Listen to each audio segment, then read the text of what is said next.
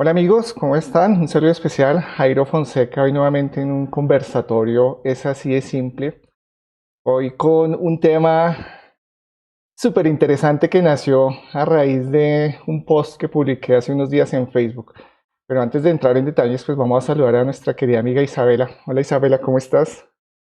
Hola Jairo, buenos días, ¿cómo estás? Bien, qué rico que hayas aceptado esta invitación a conversar hoy un poquito. Bueno, vamos a entrar en contexto de cómo surge esta conversación con Isabela. Con Isabela nos conocemos hace cerca de 20 años, creo yo. Una de mis Sí, primeras usuarias del software de astrología.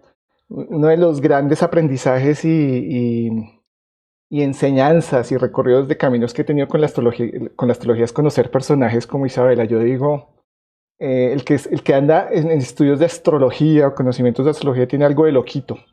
Entonces, yo cariñosamente a los usuarios del software desde hace muchos años le digo mis astrolocos, porque de alguna u otra forma uno explora diferentes escenarios.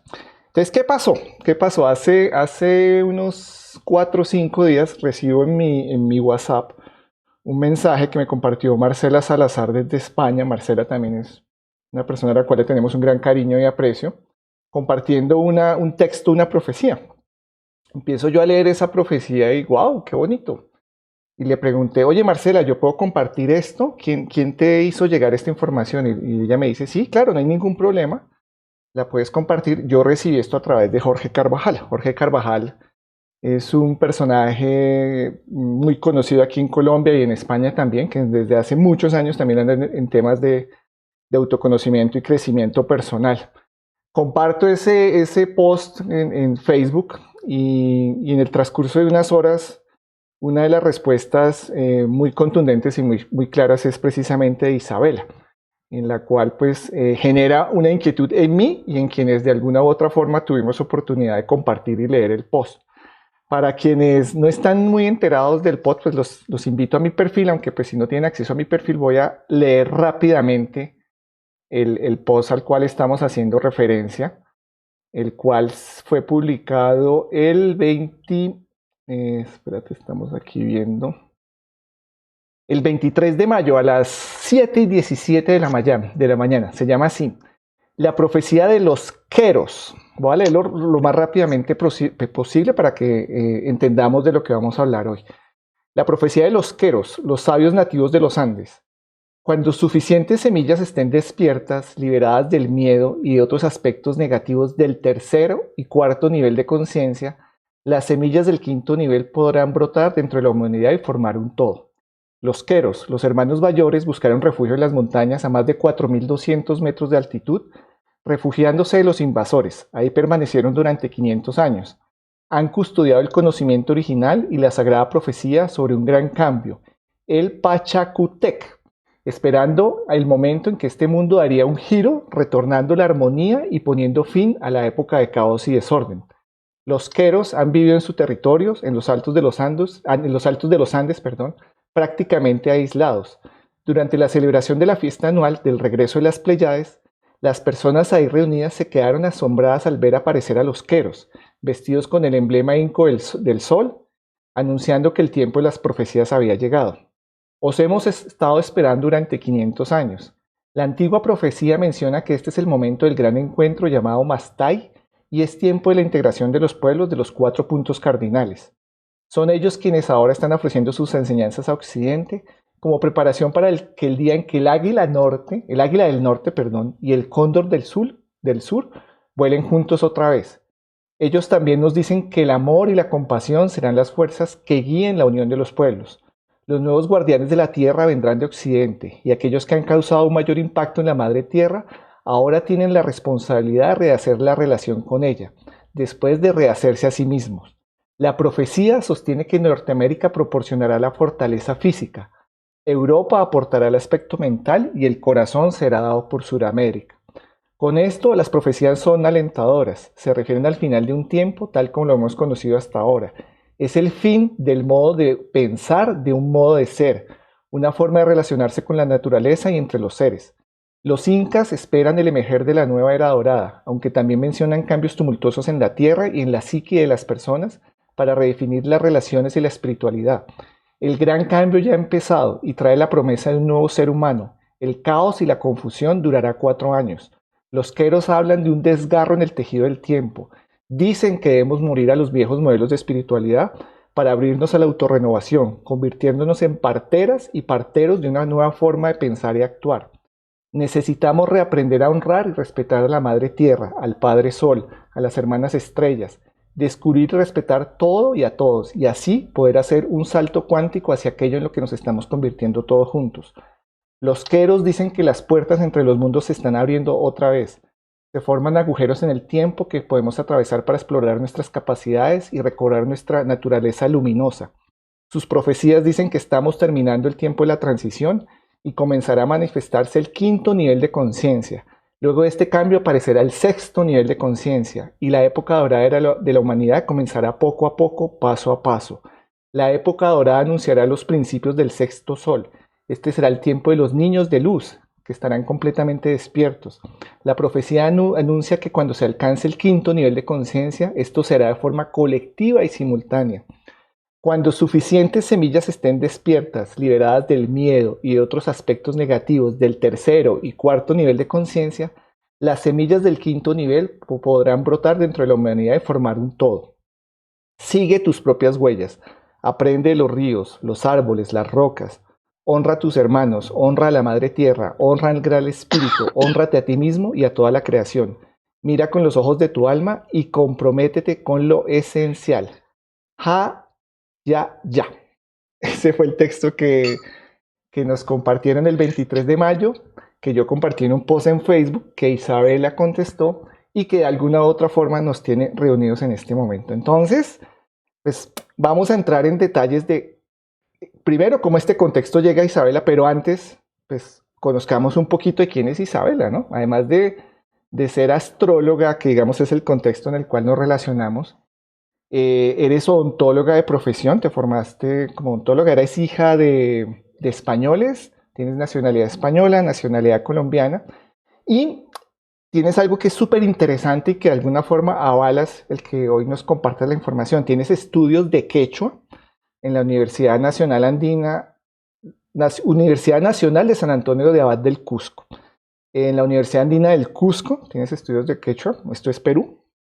También tienes estudios de espiritualidad y sanación, Spirit and Healing in Medicine, de Resilience Factory en Harvard University y estudios también de medicina y el cuerpo en pensamiento positivo en la Universidad de Harvard.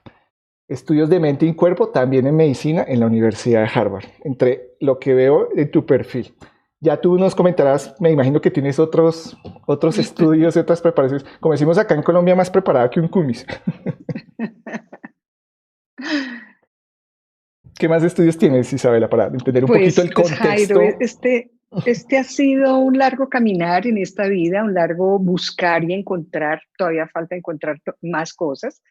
Dentro de esta, pues si yo haría una lista sería muy grande, pero me formé también como practitioner y master en PNL con John Grinder, que es el co-creador de la PNL.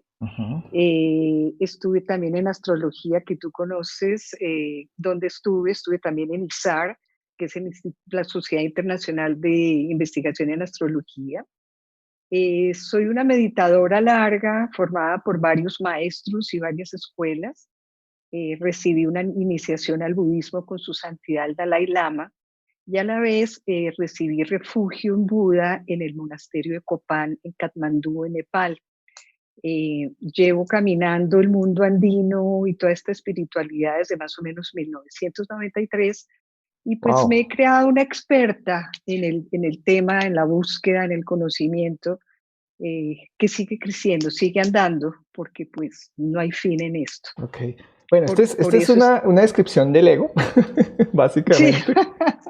Que de alguna forma, pues todos los tenemos, ¿no? Y preciso esta mañana estaba oyendo un video que hablaba de eso, que de alguna forma nosotros, cuando andamos en estos temas de espiritualidad, le hacemos como mucho quite al ego, pero parte del ejercicio es también amar el ego, ¿no? Porque de alguna forma es el ejercicio que nos permite ser humanos en una realidad 3D. Bueno, digamos que en ese tema del ego, lo que yo resalto y es lo que nos atañe hoy en día es que eres una experta en historia y tradición andina, y esa ha sido como una de tus grandes pasiones, pues que te ha llevado precisamente a involucrarte de forma directa con las culturas andinas, especialmente con la Inca en el Perú. Cuéntanos Exacto. a grandes rasgos, porque esto se nos va a ir para largo, les digo, o sea, yo con Isabela estuve previamente hablando de este ejercicio casi una hora y media, entonces pues vamos a tratar de condensar la información lo más posible en dos episodios. Vamos a hacer un primer episodio, conocer el contexto tuyo, Isabela, cómo llegaste a este ejercicio, a ser una conocedora de la tradición andina, y un segundo episodio ya vamos a hablar en concreto de esta profecía que, pues, al leerla nuevamente, te soy muy sincera, me generó una gran emoción, ¿no? Porque de alguna forma Ajá. es como un mensaje muy optimista de, a pesar de lo que estamos viviendo actualmente, se vienen tiempos mejores. Entonces, somos Sí, todos oídos, mi querida Isabela. gracias, Jairo. Bueno, mi inquietud comenzó, bueno, quiero aclarar desde un principio, esto es más allá que una profecía quero, realmente es más antigua, es la profecía inca, sino que los queros aprendieron de ella. Yo comencé a viajar al Perú en el 93 con un querido grupo de amigos. Nos fuimos a hacer un encuentro internacional de biodanza en Machu Picchu. Desde allí, pues yo quedé atrapada. Esa cultura peruana es fascinante y comencé a adentrarme en la cultura.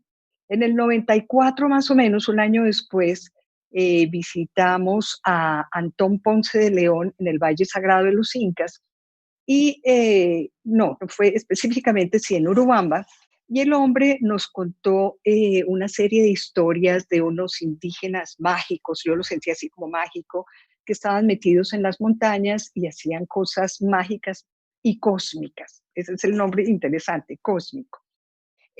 Después de esto, pues leí sus libros, seguí investigando porque todo me sonó muy lindo, muy fantasioso. Mm. Seguí yendo a Cusco periódicamente, yo iba 2, 3, 4 veces al año.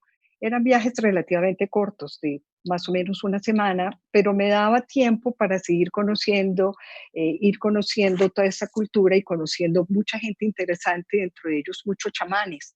Esos chamanes me pues enseñaban sobre la lectura de las hojas de coca, sobre la ayahuasca, sobre el San Pedro, y así fui entrando en este mundo mágico.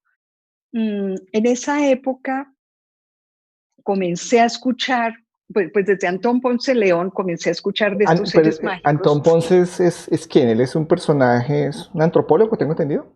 Sí, es un antropólogo que vive en Urubamba. Ok. El hombre tiene unas experiencias muy, muy interesantes. Yo después les puedo dar bibliografía de sus libros sobre sus experiencias con estos indígenas en las montañas. Y él fundó una casa en Urubamba que se llama Samanahuasi. O sea, la misión que él recibió fue recoger niños, ayudar a niños, digamos que abandonados, y después comenzó con personas adultas, tercera edad, para tener un refugio para estas personas. Ujú. Es un sitio muy interesante y unas enseñanzas muy, muy interesantes. Después de esta época de Antón, que me quedó funcionando en mi cabeza toda esta historia, antes del 2000 comencé a escuchar de la profecía, pero yo la sentía como muy fantasiosa, y ya específicamente en el 2000 me llegó toda la información completa. Yo decía, wow, ¿qué es esto? Esto me encanta. ¿Dónde Mm. averiguo? ¿Con quién? ¿Quiénes son estos hombres? Porque además que a los queros los pintan como unos seres pues mágicos. Entonces, Quero, claro, se pronuncia Quero. ¿No? ¿Quero? se pronuncia quero, Quero, ok. así como gutural, Ok, quero. Quero. Bueno, todavía no. Entonces, esto fue hacia el 2000 y me puse a averiguar y a caminar y a averiguar, pero pues yo no encontraba una persona que me enseñara. A mí me adoptó una familia cusqueña, que es mi familia cusqueña, y yo los adopté a ellos. Algún día pasaron los años hablando con ellos, les dije, mira, yo he escuchado que Juan Núñez del Prado, Juan Víctor, él maneja toda esta historia, él ha sido guía de muchas personas e imparte muchas enseñanzas. Juan Víctor es antropólogo de la Universidad de la UNSAC, Universidad Nacional Andina, Universidad Nacional San Antonio Abad del Cusco, y hablando con mi familia me dicen, pero pues es que él es mi sobrino, él es mi primo. Y entonces comienza a darse la sincronía y la conexión de todo. Entonces me organizaron una cita con Juan me fui con mi ñañá y mi hermana escogida, nos fuimos a un café en Cusco y conocí a Juan Víctor. Y le conté, mira, Juan Víctor, yo me enteré de esto, de esto, de esto, y comienza a explicarme. Tuvimos una larguísima conversación con él, también es de sentarse horas, un hombre de una cultura muy vasta, y él entrena y enseña a las personas que deseen a todo este manejo de la cultura y de la tradición andina y todo lo que pasa en los diferentes niveles, especialmente el manejo de las energías.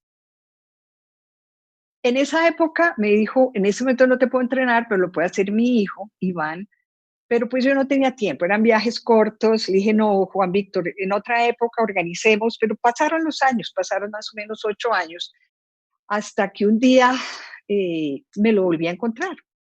Me fui a vivir al Cusco más o menos un año para aprender quechua, porque pues yo ya llevaba todos estos Mm, años, desde el 97, yendo a las montañas, hablando con los indígenas, con unos, con otros. Y siempre necesitaba un traductor. Y yo dije, no, no, no, ya me mamé, yo no quiero un traductor, yo quiero poder hablar el idioma. Entonces, por eso me fui a aprender a hablar quechua.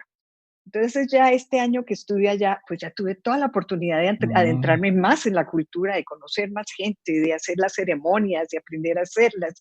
Y ya me encontré también sincronía. Estaba Juan Víctor en Cusco porque él viaja mucho, él permanece mucho en Europa, en Estados Unidos, entrenando pacos. Pacos son sacerdotes andinos.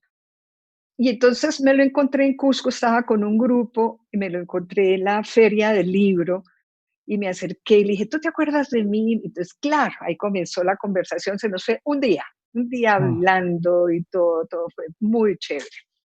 Entonces ahí comencé a adentrarme y a conocer más todo lo de la tradición andina y conocí todo lo que era la, la profecía inca. ujú, Dentro de este proceso también he recibido muchas iniciaciones que se llaman Karpai, iniciaciones a los diferentes niveles de espiritualidad andina, iniciaciones impartidas por diferentes personas, por ejemplo, por los queros, que es don Humberto Sonco y su esposa, doña Bernardina Sonco. Estuve con ellos dos y un hijo y un sobrino y tuvimos un Hatum Karpai, que es un gran Karpai, que es una gran iniciación. También tuve unas iniciaciones con Toribio Apaza, tuve enseñanzas recibidas por Juan y por Juano Murillo, que han sido como mis maestros en todo este caminar. ujú, Entonces, esta es como la introducción de cómo llegué yo a esta historia. ok. Eh, Me gustaría hacer como meter esto en un contexto, porque pues muchas personas no saben quiénes son los queros y de dónde vienen y por qué. Quise meterme un poquito en hacer como un pequeñito, pequeñito relato de lo que es el imperio incaico para tener un poco de base. Eh, Cuando se fundó, antes de fundarse el imperio inca, en la zona del Cusco existían muchos caseríos pequeños con varios curacas o líderes, llamémoslos así, en donde allí existían muchas luchas, invasiones, habían guerras, habían daños naturales, como grandes sequías, grandes lluvias, eh, se perdían los cultivos. Y en esa época ese sector de Cusco se llamaba Acamama. Eh, Hay muchos mitos sobre la fundación del Cusco. Uno es los hermanos Ayar, que salieron de una cueva de una zona que se llama Pacarictambo. Ellos migraron hacia la zona de Cusco buscando tierras fértiles, pero el mito más grande y más importante dentro de la cultura es el de Manco Cápac y Mama Ocllo, que eran dos hermanos, hombre y mujer. Esto fue relatado por Garcilaso de la Vega. Mm, Él dice, o el mito dice, que ellos salieron del lago Titicaca, que eran dos seres mágicos, dos seres celestiales, era una pareja divina, y mm, se dirigieron hacia el norte buscando la tierra prometida. Pues obviamente fue una migración muy larga, de muchos años, de mucho tiempo, porque ellos se iban asentando en diferentes sitios, iban sembrando, recogiendo cultivos y después seguían más adelante, o sea, te puedes imaginar la cantidad de años que gastaron desde el lago Titicaca hasta llegar a Cusco. Ya cuando llegaron al cerro Huanacauri, que es cerca a Cusco, Manco Cápac lanza una vara mágica que él tenía y la vara se clava en la tierra. Esto es el sinónimo que era la tierra escogida y era la tierra fértil. Entonces deciden hacer su asentamiento allí. Obviamente viene la invasión de ellos o la conquista, por decirlo así. Vienen las guerras con las diferentes comunidades indígenas que existían en el sector. Y una de las más grandes fue con los chancas, que esa es la historia más grande de ellas, que pelearon contra los chancas, pero los incorporaron dentro de su cultura inca. Con la llegada de Manco Cápac y Mama Ocllo, se creó el estado, fundaron el estado del Tahuantinsuyo, que es el gran imperio inca, y ellos pues supuestamente son los héroes civilizadores que vinieron a formar la cultura, las artes, todo lo que es la agricultura, que es lo más fuerte de ellos. Ellos construyeron andenes en donde hicieron diferentes pisos ecológicos para hacer diferentes cultivos. Por ejemplo, aquí abajo era el maíz, lo más alto, el frío era el cultivo de la papa. Entonces ellos perfeccionaron la cultura a través de los andenes. Eh, mm, bueno, el episodio, dentro de ellos lo más importante fueron los chancas, que fue el inicio ya de la cultura inca. Ellos fueron unos grandes expansores. Ellos expandieron todo su imperio desde el sur de Colombia, involucrando Nariño, hasta el norte de Chile y Ecuador. O sea, los países que componían el imperio inca eran Colombia, Ecuador, Bolivia, Chile y Perú. Chile y Argentina y Perú, obviamente. O sea, pues tú ves, era una extensión muy grande. Se está hablando desde el siglo más o menos 13 al 16. Se dice, según mis cálculos, fueron entre 14 y 17 incas importantes, pero el más importante de ellos fue el Inca Pachacuta, que fue el gran precursor y creador del imperio incaico. Se dice que el apogeo del imperio incaico duró más o menos 90 años, pero digamos que el gobierno o el reinado, por decirlo así, de Pachacuta duró solamente 40 años. Fue el gran desarrollador de toda esta inmensidad de, de imperio. Se construyeron grandes obras, se construyeron los grandes caminos que todavía existen y se llama el Capac Ñan. Parte del Capac Ñan tiene muchos ramales. Parte de ellos es el camino Inca, que algunos me imagino lo han hecho. Yo lo he hecho como 3 veces, 4 veces. Es un camino bastante exigente, con morral al hombro, 4, 6, 5 días, y ahí lo difícil es la altura, que subes más o menos a 4.000 metros de altura, pero es fascinante, es un camino mágico. Entonces ellos construyeron esa red de caminos, pero era una red de caminos que venía desde Colombia y llegaba hasta Chile y Ecuador. Están tratando de recuperarlos. Yo he caminado unas partes de ellas cerca a Cusco y es fascinante, unos caminos muy anchos que fácilmente cabe 1 o 2 carros y los bordes están construidos con piedras. Construyeron también grandes almacenes, como eran buenos agricultores, tenían grandes almacenes donde guardaban cultivos para abastecer la gran población, porque resultó ser una comunidad, por decirlo así, que no había miseria, que no había hambre, que había progreso para todos, pero había un gran rey, un gran emperador, que era el Zapa Inca, todo le pertenecía a él, pero el pueblo en general tenía todo, o sea, habían grandes almacenes para abastecer a todo el mundo, y no había miseria, por ejemplo, y si tú ves las grandes construcciones, vemos, por ejemplo, el Machu Picchu. El año pasado conocí una que me dejó boquiabierta que se llama Pacarictambo. Hicimos, bueno, esa fue una que hice hace varios años, de Pacarictambo a Cusco. Hicimos otra que fue Maucallacta, que son unas caminadas impresionantes. Y vemos construcciones tan grandes como la de Caral, vemos las que hay en el lago Titicaca, que está en la Isla del Sol y la Isla de la Luna, que hay grandes construcciones también.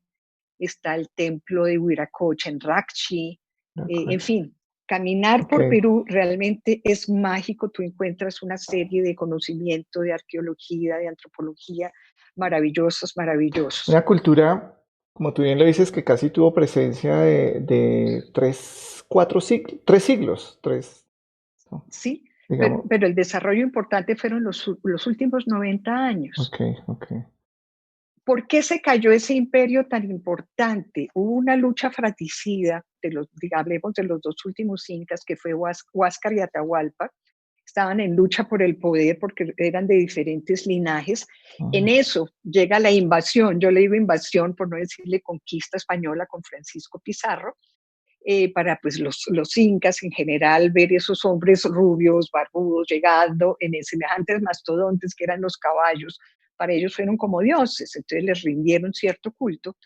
Pero entonces, en el momento de la disociación entre Huáscar y Atahualpa, aprovechó Pizarro e hizo una invasión en el norte del Perú. Ya ahí los cogió bajitos, ya ahí se hizo básicamente del poder y comenzó la expansión de los españoles en el Perú y se formó el virreinato.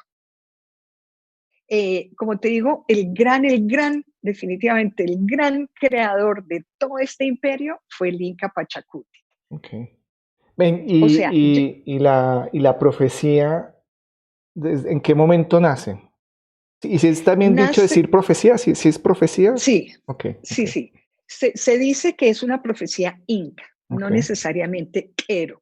Lo que pasa es que los queros la difunden. Mm, Eh, ¿La y preservan? los queros la preservan, pero los antiguos. Ok, ok. Los queros actuales, tú les preguntas sobre la profecía y la gran mayoría no la conoce.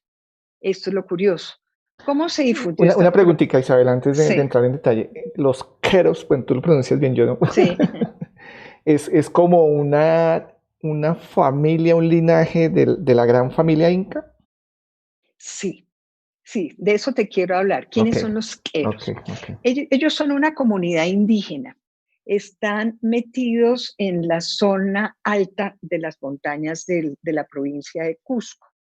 Ellos dicen ser los descendientes directos de los incas.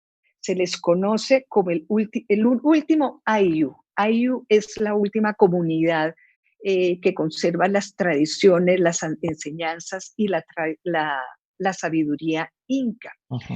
Eh,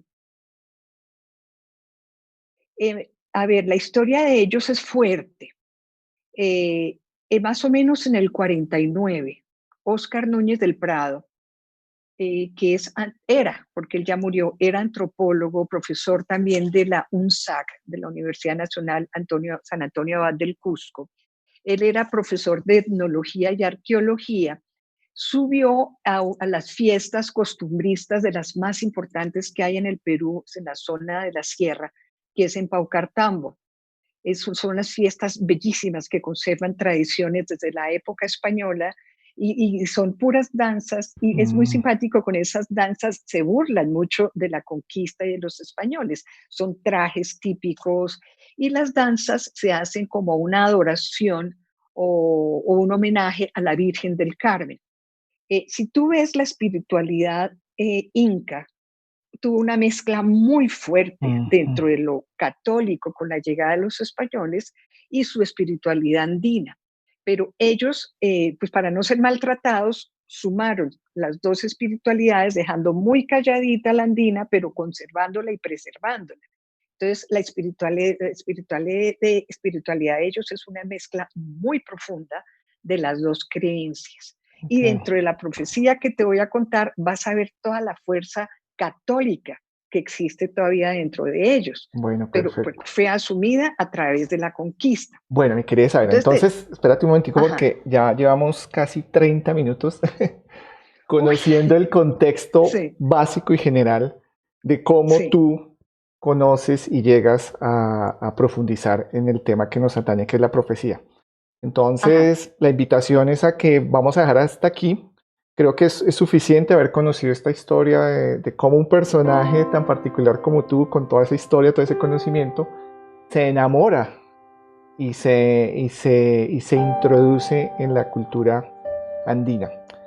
Bueno, queridos amigos, creo que es suficiente hasta aquí. El contexto, como todas las historias buenas, continuará en un segundo episodio que vamos a grabar a continuación, pero que compartiremos más adelante, en el cual ya vamos a entrar en detalle de lo que es esta profecía bajo la visión, me encantó, del legado inca, del legado quero, y no sabía esa mezcla, ¿no? que tiene mucho sentido, ¿no? De que muchas culturas antiguas, por proteger su sabiduría y sus conocimientos, se disfrazan en las nuevas culturas que la imponen. Entonces, Exacto. qué rico. Vamos a seguir hablando ya en contexto de esta profecía, que la verdad emociona mucho leerla, y qué rico tener a alguien de tu experiencia y tu conocimiento que nos pueda ilustrar al respecto. Entonces, muchas gracias, querida Isabela. Nos vemos en un próximo episodio. Continuamos. Gracias, Jairo.